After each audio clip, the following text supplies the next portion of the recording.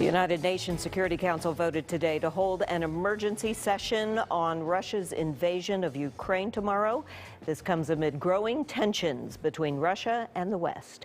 Good evening, everyone. I'm Jackie Bang. And I'm Tamar Bradley. Thanks for joining us. McGee Hickey is in New York with our top story tonight. It's the biggest war in Europe since 1945, and that is why the UN met at 3 p.m. Sunday to call for an emergency special session of the General Assembly. In an escalation of East-West tensions over Russia's invasion of Ukraine, Russian President Vladimir Putin ordered Russian nuclear forces put on high alert Sunday because of what Putin called aggressive statements by leading NATO powers.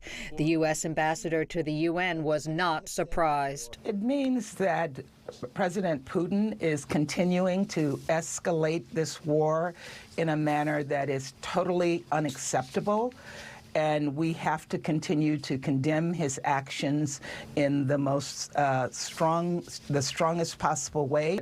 We have to ramp up our efforts here at the United Nations and elsewhere to hold him accountable. Amid these growing tensions, Ukraine announced that a delegation from the country has agreed to meet with Russian officials for talks.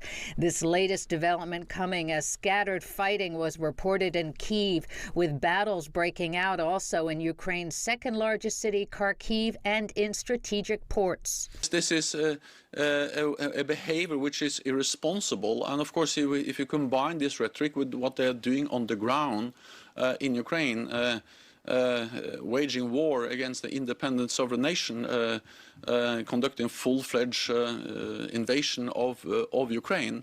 This adds to the seriousness of the situation. The European Union said it would finance the purchase and delivery of weapons to Ukraine and close EU airspace to Russian aircraft, in essence practically banning Russia from the European skies. But some are saying the sanctions must go further. We ought to be sanctioning not just Putin, not just Lavrov, not just the oligarchs, but all of their families. This behavior, this aggression against Ukraine is something that the world simply cannot tolerate. Our thanks to McGee Hickey reporting. The mayor of Kyiv says 9 civilians have been killed in the attacks on the capital city. But Vitaly Klitschko says the residents are holding strong, and he is hopeful they can keep up the fight as Russian troops continue to move closer to the city. To be honest, we doesn't have 100% control, but because we build this territorial defense in very short period of time, but it's patriotic. These people is patriotic. Everybody feeling not so well. We impressed, but not depressed. Klitschko also says reports that Russian troops have completely surrounded the city are false. Meanwhile, an 8 p.m. curfew has been implemented.